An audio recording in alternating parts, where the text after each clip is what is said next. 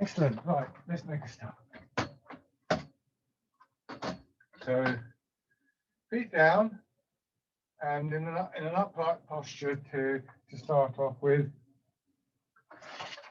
Just to give you a chance to sort of appreciate this particular posture. And your hips just sinking in to the chair. So even though kind of what we're doing is the massage, it's always good to come back to that awareness of posture. And just rubbing your hands together. And then tapping over your face.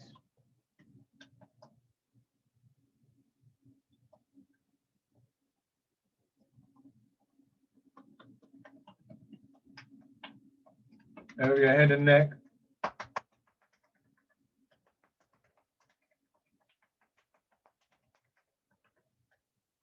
Onto one shoulder. Arm.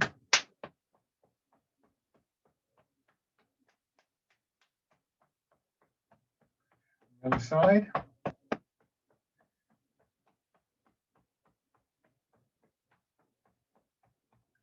And the upper part of your chest. Belly. And your legs.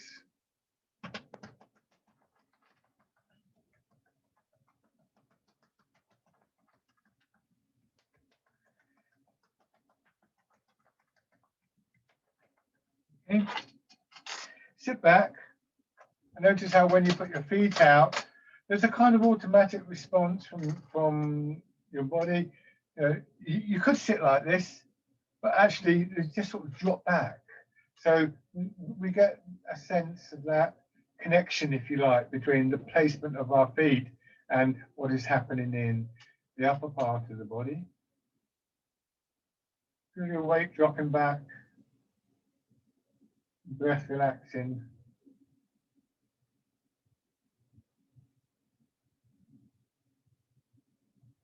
The thoughts quietening.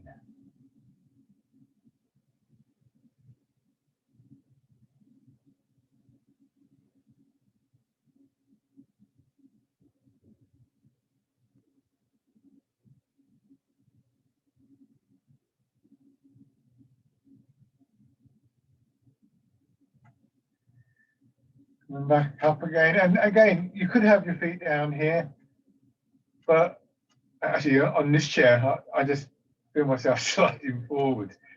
So again, here what we do is we tilt forwards, and it's a slightly less upright posture than the standing postures that we use, because we do want to bring our weight more towards the middle. We want to feel this support from feet and from hips.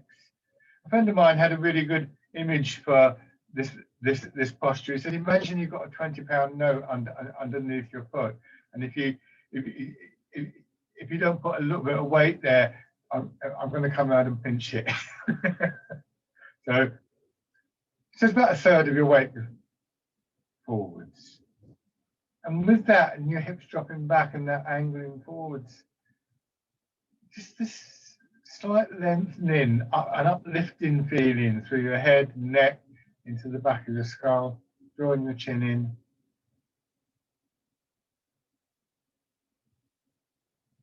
And turning your head.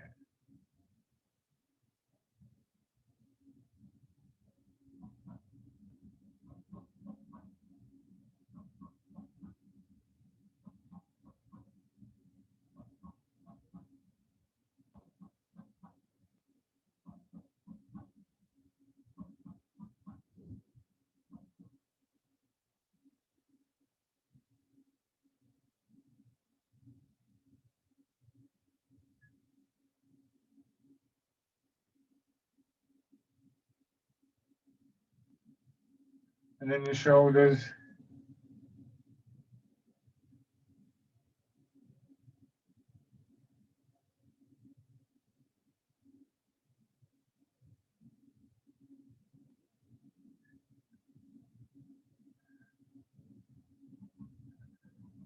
And going forwards.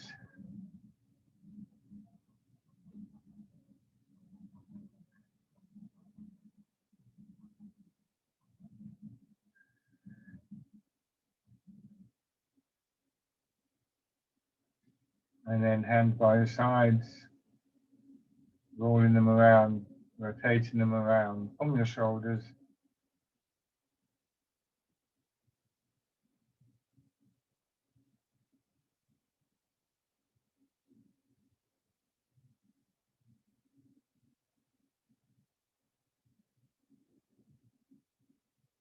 So this is all familiar routine for you, but try not to just kind of ride over in your thoughts, just trying to bring your thoughts back. And it can be fascinating how a movement that is very familiar suddenly takes on a new dimension.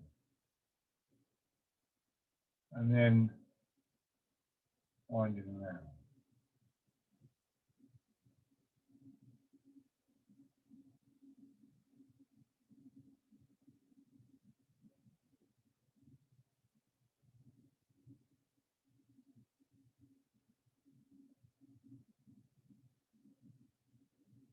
And then back the other way.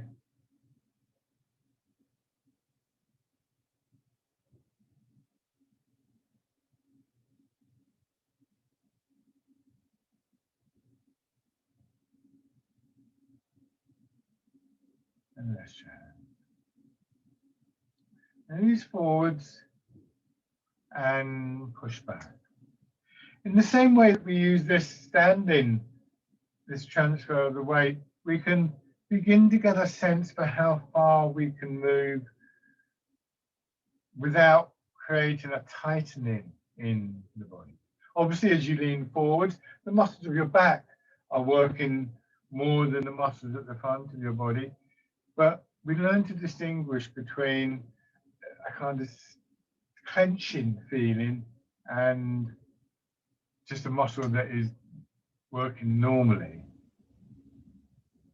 And we begin to get a sense for where our limits are, how far we can go forwards or backwards, or indeed side to side if we were doing that, without actually creating that tightening, but also to recognize when we're approaching that point.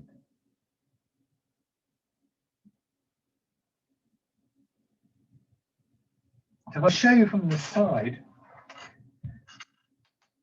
here I'm fine.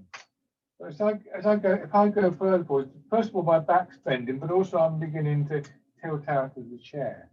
I can go back to about here. This is fine. I can go a little bit further. But if I now do this, you can see, you know, I can feel a bit of a tightening there, for instance. My body's already preparing to stop me falling. You know, we do this quite naturally when we can sense a space in front of us. You stand on the edge of a cliff and you get that kind of odd feeling, don't you? And it's worse, that becomes vertigo, but it is actually a survival trait. And then finally, we become aware, this is quite difficult, of the sensation of being in that point where both front and back are pulling equally. And it's probably easiest in the first instance to notice that with your muscles, or you could use an image like, you know, elastic threads running from the crown of your head down to the chair at the back and down to your feet. Physically, it's a lot more subtle, a lot less obvious in the front of your body, I think. But just see if for a moment you can come to rest in that central position. And then just turn a little bit and do the same thing on a diagonal line from the foot that you're looking towards back to the opposite hip.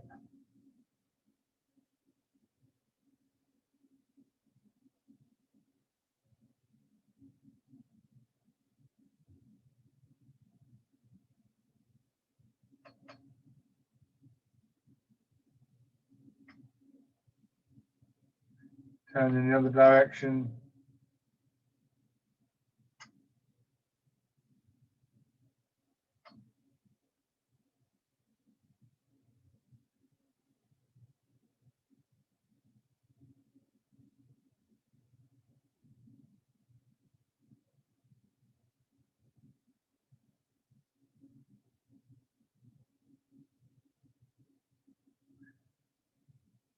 and then going around. So here we also get a sense for how far we can angle out to the side.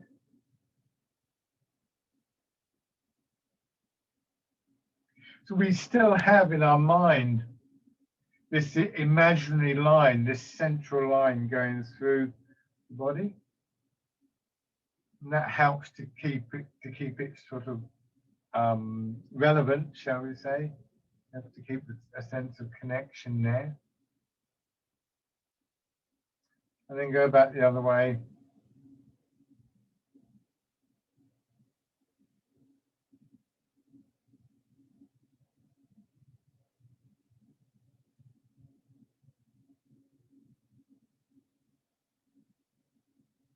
And then over to one side, push the heel up and step out and back.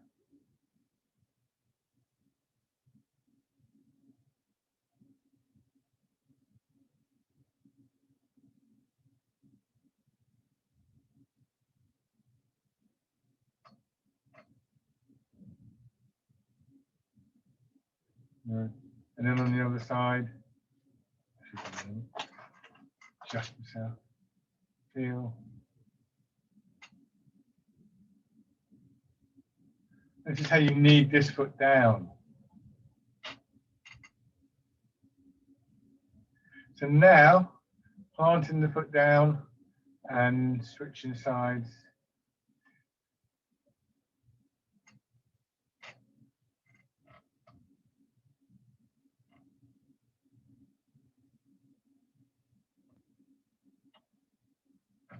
So, you can experiment with this, but go carefully. If I tuck my foot under here and I go to lift this foot up, I instantly slip. So to take the step, the planted foot is very important. Okay, so bird folds its wings, easing forwards and pushing back.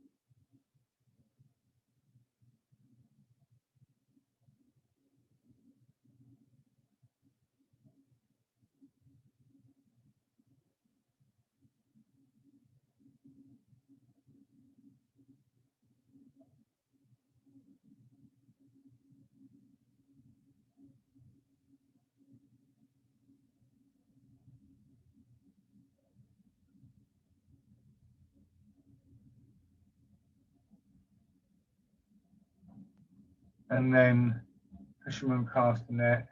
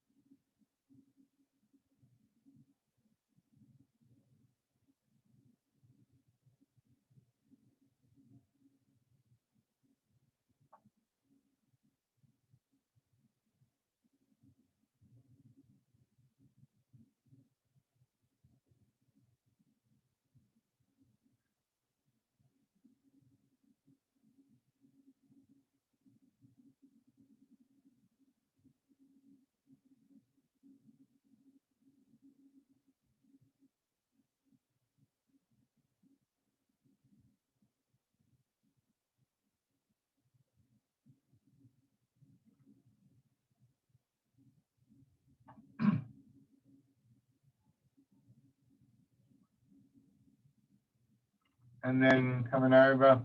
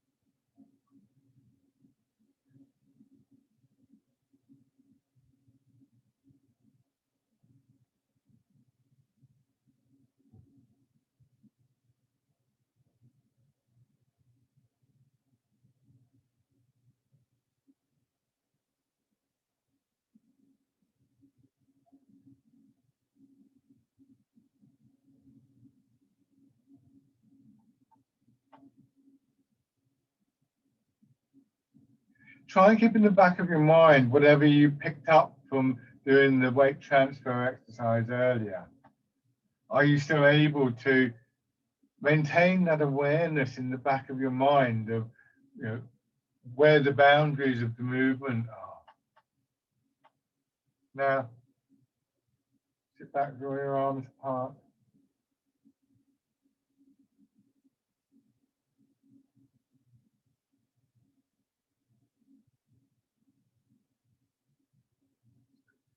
There's always a counterbalancing movement. And I think that, it's sometimes easier to notice in the chair-based exercises. As you go forwards, imagine somebody taking hold of your belt and pulling you back into the chair. So you're aware of the lengthening and the contraction in your back. And again, you don't need to decide when to come back. Just notice that point just before the gripping, the tightening starts, and simply allow your body to come back. Change your intent. You're no longer going forward, you're going back, sort of thing. So that your hips effectively going back neutralize the effect of your shoulders and your arms going forwards up to a certain point.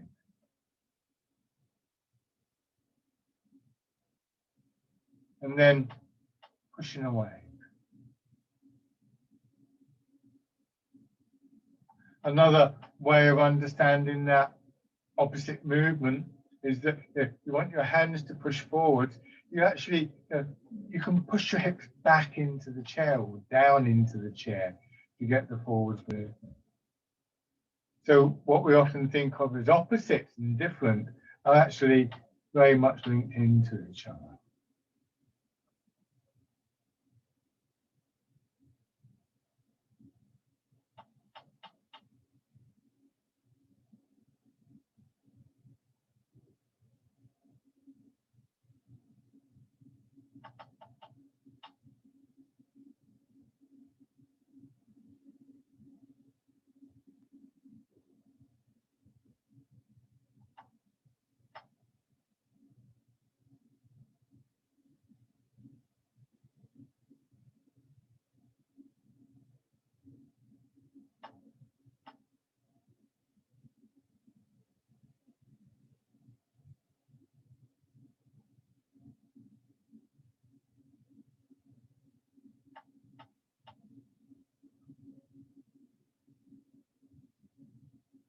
One more time.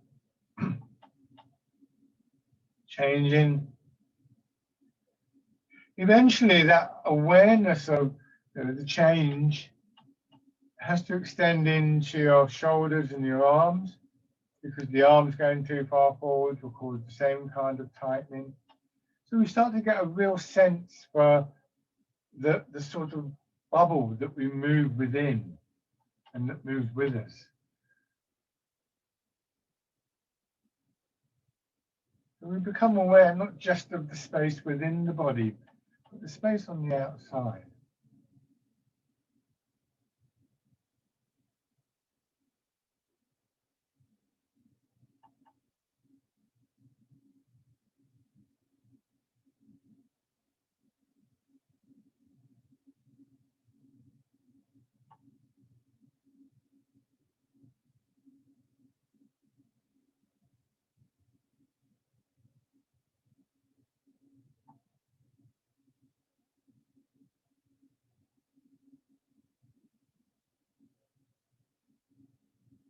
and then change.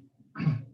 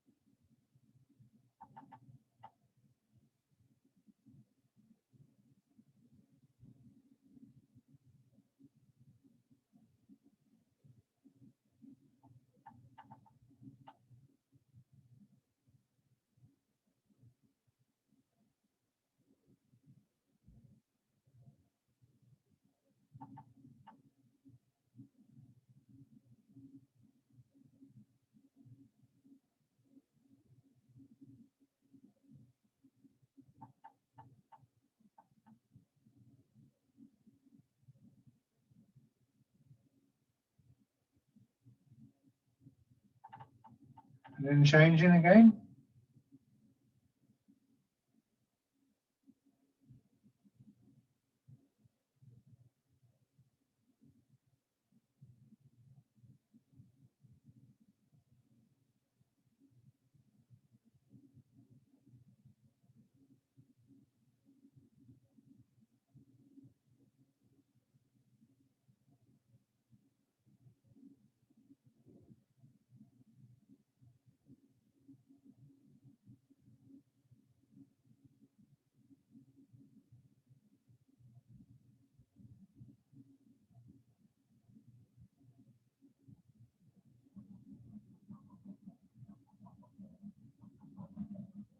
The opposite movement here, the balancing movement, is the downward movement.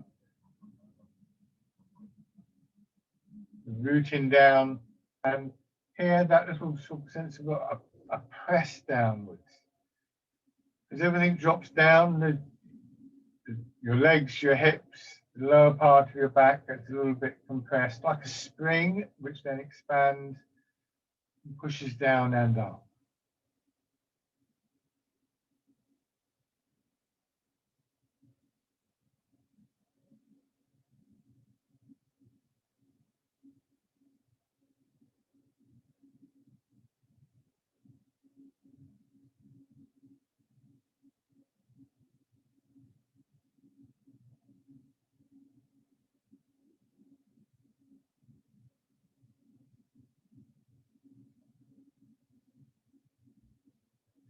After this one, change into the wild goose.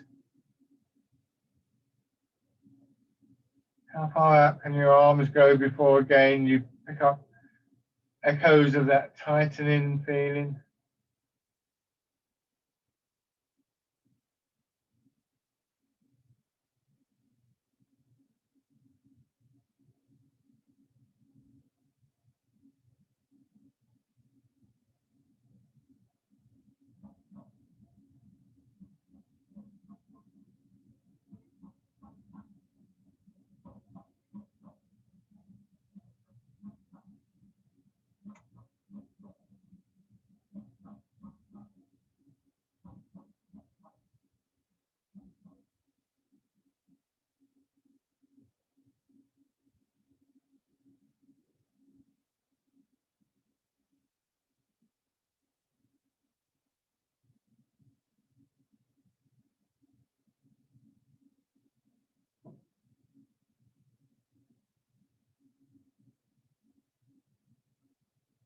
And parting the crowds.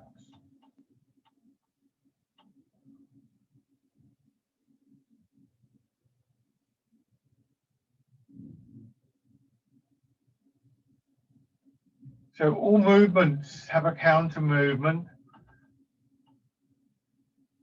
and all movements have a limit to how far they can go before the presence of that counter movement creates a tightening, a stiffening within the body.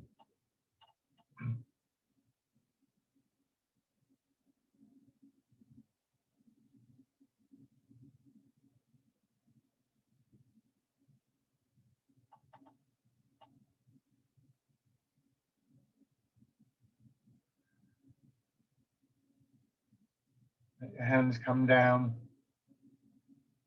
and change.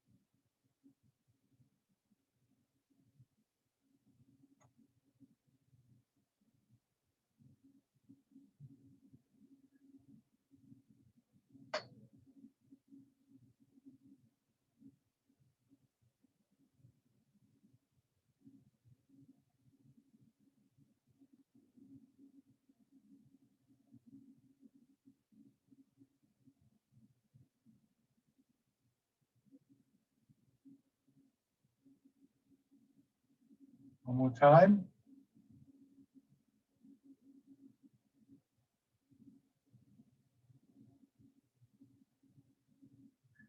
Changing.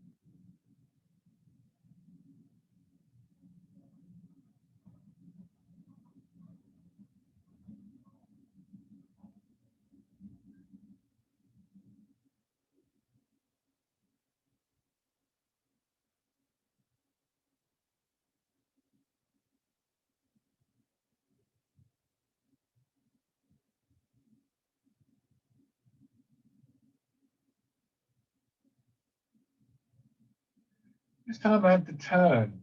So when you turn, the sort of focus for the balancing movement is going to be through the opposite hip to the way that you're turning, and possibly the foot as well.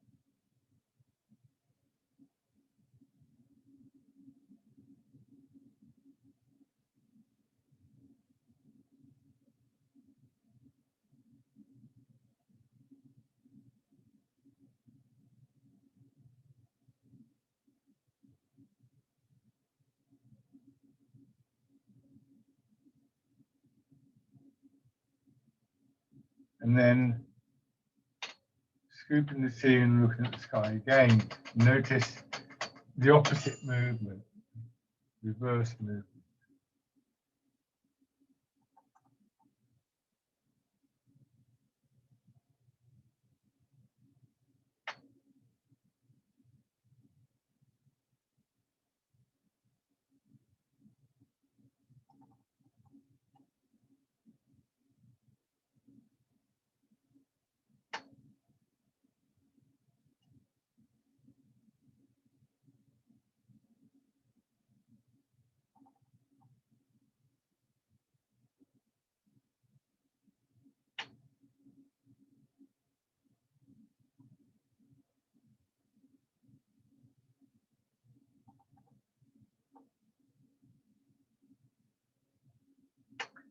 And then twist your hands, sit back.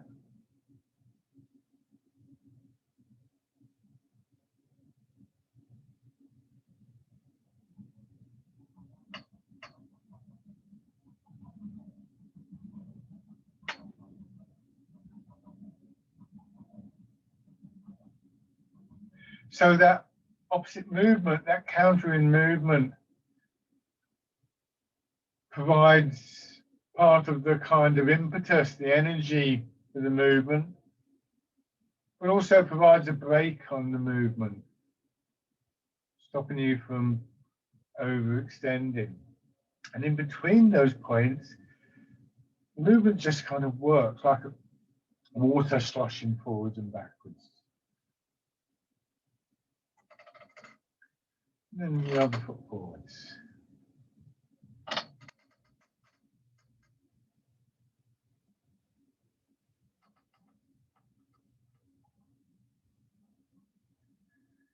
As you go forwards here, and indeed in grasping the tiger's ears, the gentle extension through your back. So even here, which is sort of one of the stretchier exercises that we do, we don't go into the full stretch. We focus instead on maintaining the movement.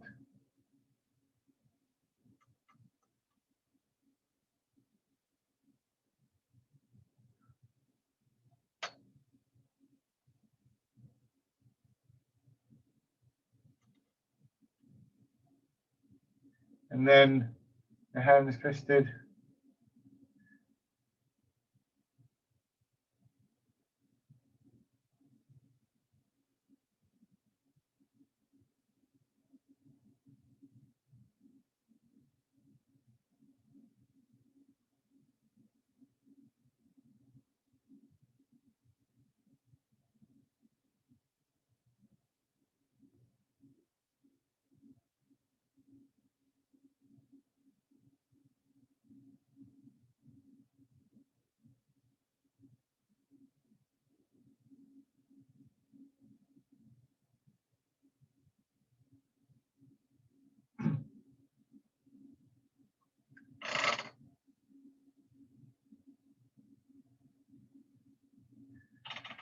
Okay.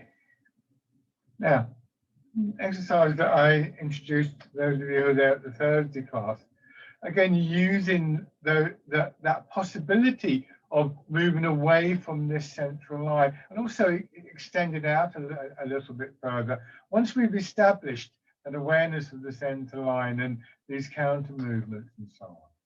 And it's using this circular movement, but instead of going round and round in the same direction, we start and then we go the other way. We come back. And after a while, you'll notice that there's a little bit of a kind of overlap. I come back, here I'm facing the front, but the momentum carries me this way and sets me up for the reverse movement. So I come over here, I come back through the left side of my body, left hip, left buttock, just a snap, just a slight amount into the right. And that helps me to push off in to the left. Hands in front of you, just slightly above the heights of your hips, and just letting them follow the movement.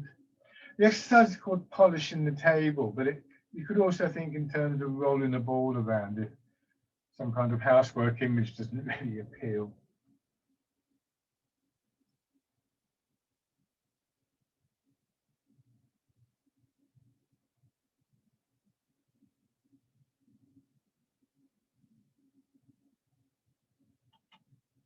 And then you can begin to extend the movement. You just let your arms straighten a little and possibly even angling forwards a little bit further. Depends whether that area around the small of your back has tightened up or not. And it can be a kind of habitually tight area for various reasons. So don't get into a fight with your own body. Remember this image of sort of tightness and blockage being gradually eroded away.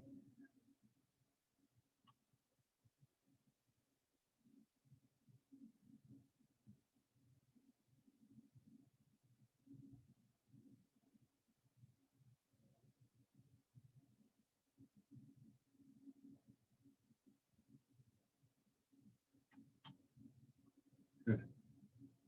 Hands in front of your shoulders, rolling around again, and keep going in the chair. I'm going to stand up and show you something here. One of the things I've taken to doing is to combine this with that push up from the ground, so that That takes even more effort away from the actual shoulders. It's like a wave coming up and down through the body. So in the same way, we can push down a little through our hips. Maybe feel that lengthening through our back, the ribs. And then turning so that it's like as though you're going to sort of like touch your knee with your elbow, although in practice we don't go anything like that far.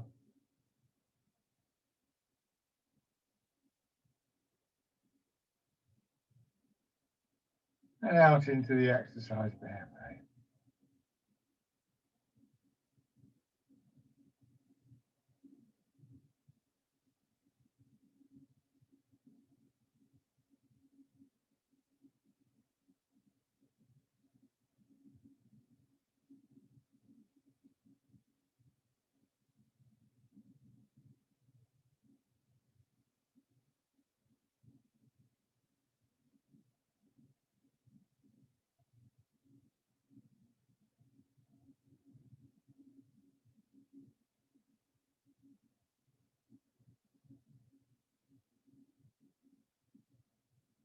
Nice smooth feeling of movement through your back.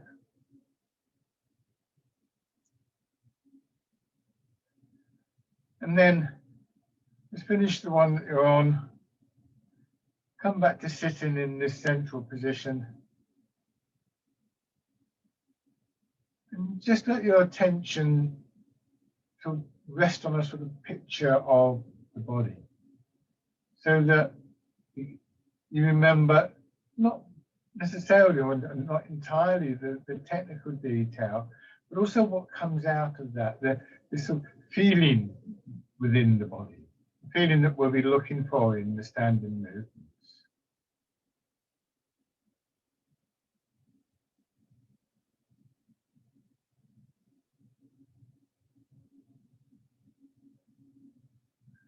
Now, rubbing your hands together.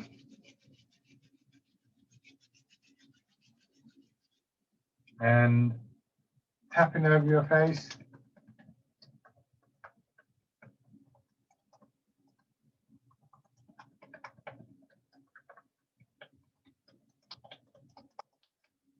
Over your head and neck.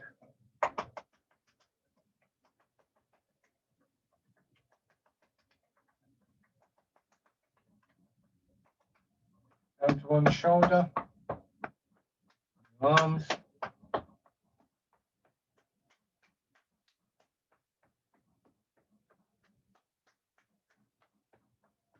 On the other side.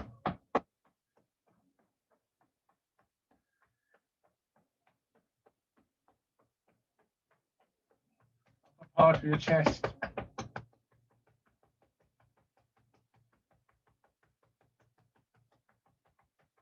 Your belly.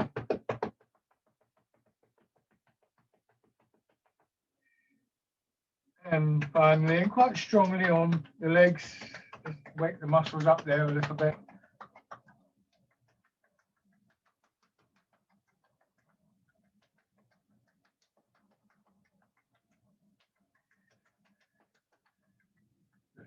Okay, and then standing. So as always, we have the option of those rocking movements to help us, but it's worth trying sometimes, just having a sense of where you're going to and giving yourself a chance to let your body find its way there as you become more familiar. And this is where I think a lot of these arts become really useful, because what happens is, if you're walking along the road and you trip, you haven't got time to go into all these details. You just want to stay upright. So that kind of intuitive element, I think, is very important. And it comes with time, practice. Let's sink back a little bit and pushing up and sink.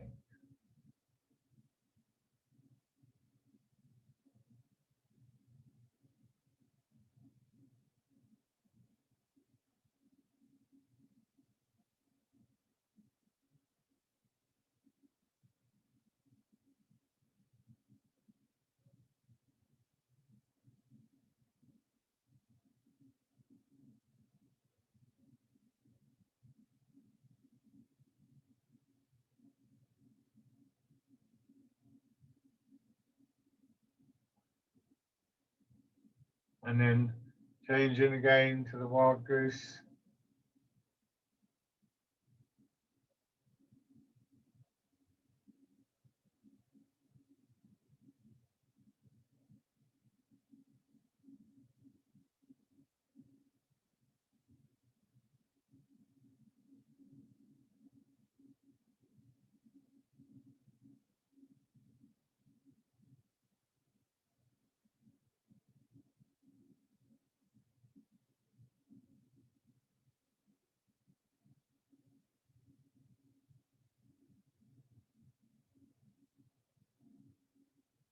And parting the clouds.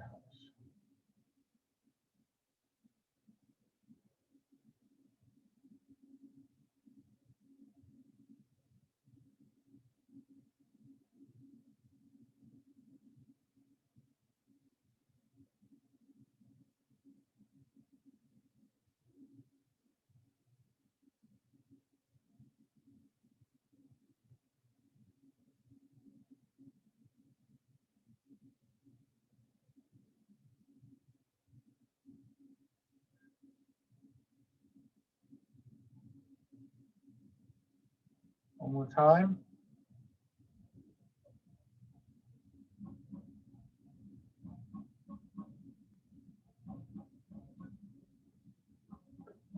Check. So just in this central position again, let me come forwards. So here, we turn back, we turn back.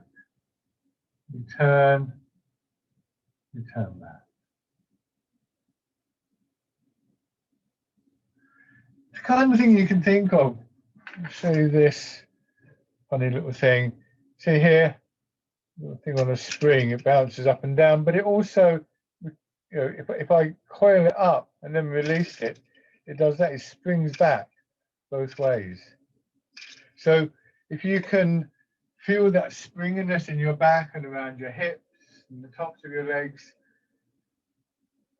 this becomes quite a sort of natural movement. And again, we're going to do the standing version of polishing the table. Be careful with this one when we start to extend out. So you turn one direction, you let your arms swing out and around and back. That takes you a little bit in the other direction, and then you push off.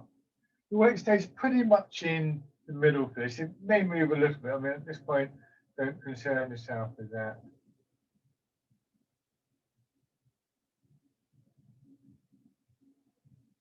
Notice when your arms extend out, what's happening in your back.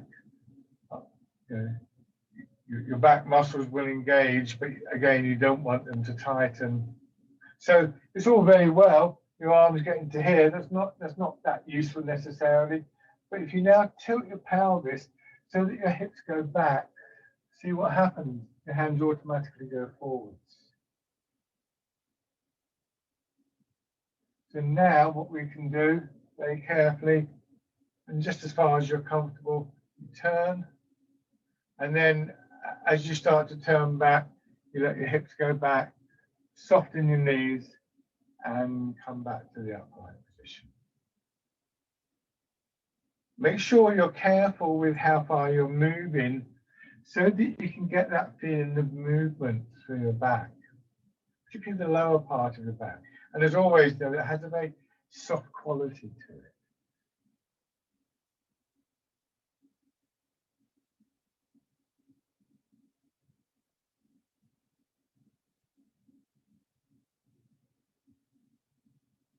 One more on each side.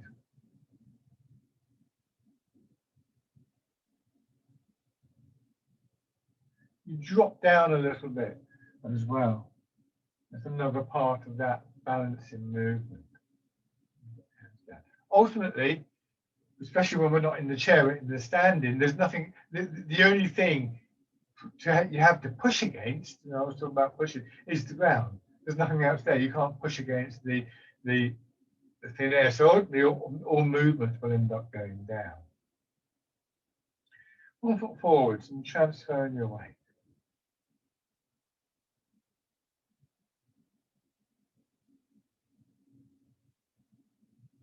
The intention is that at no point would any movement create a tightening or blocking, an immobilization of any kind within your body.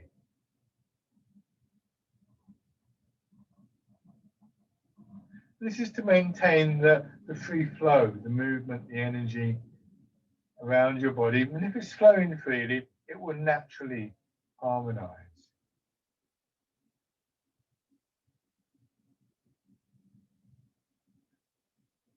And then raising heels and toes.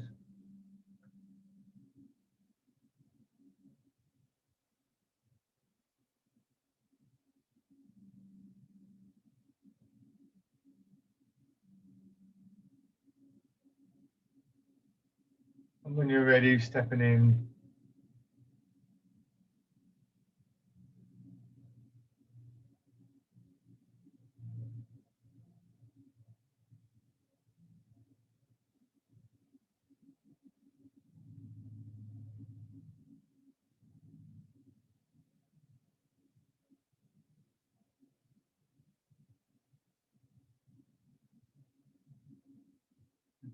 On the other side.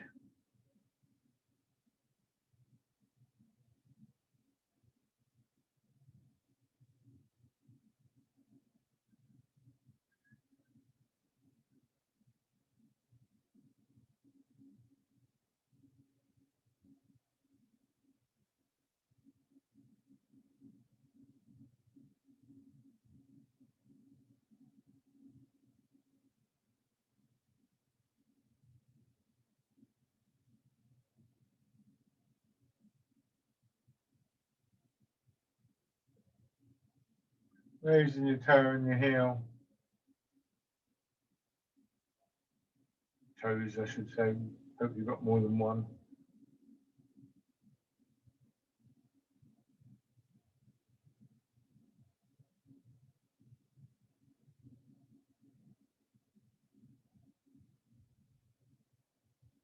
And stepping in.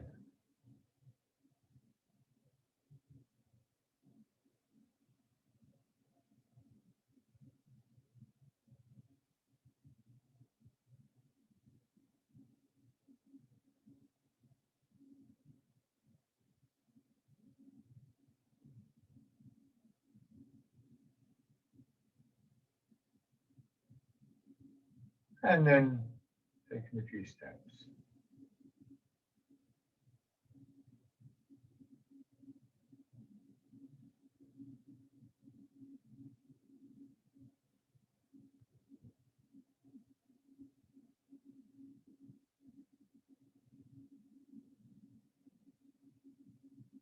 And back.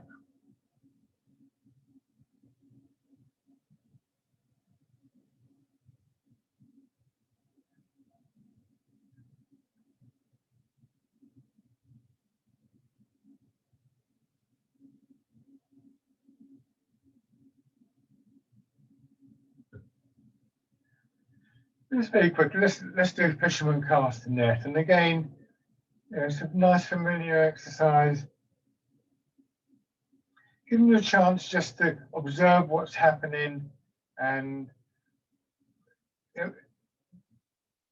just observing. We've gone through the detail, and it helps sometimes to do that. But notice how your body actually quite naturally responds to these principles.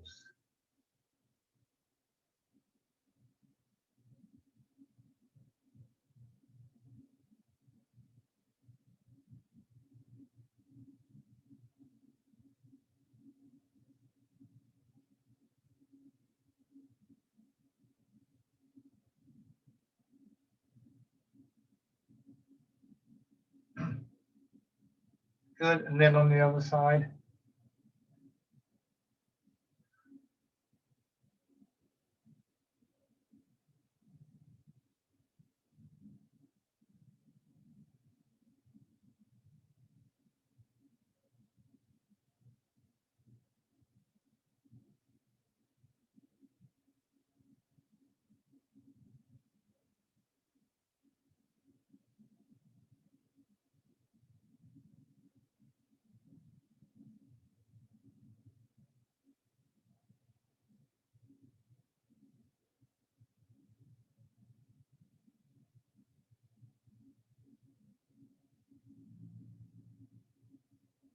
and then shake out.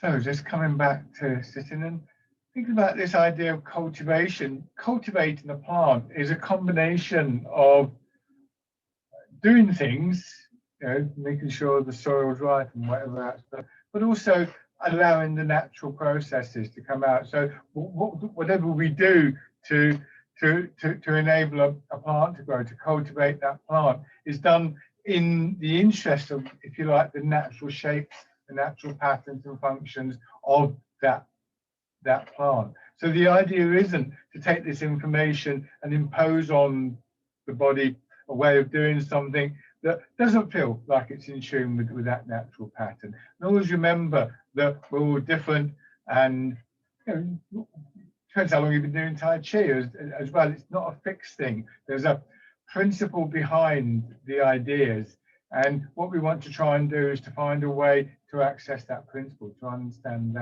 that principle. And it means that you're not necessarily going to do it exactly the same as I am. And this is where the intuitive element, as I refer to it, comes into play, and the observation of our body's responses and beginning to get a sense for how that works. So embrace tiger, return to mountain, coming back to this original position, the Wuji position. Let your hands drop down and just push up. Bring them around and drawing in. And finally, starting with your hips sinking down and that contraction through your back, everything draining away.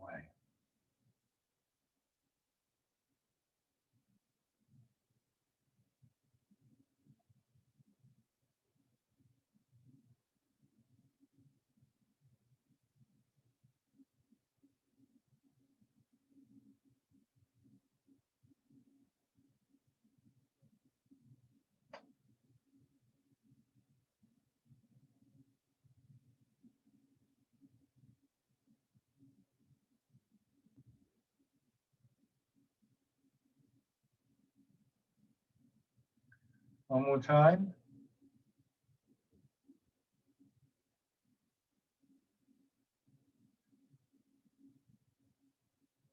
And rest.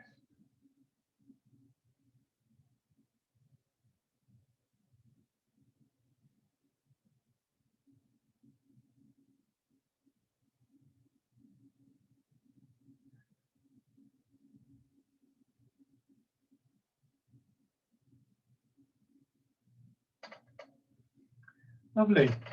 Thank you very much, everybody. Thank you. Thank you. Yeah. So enjoy your day. I think. Thank you.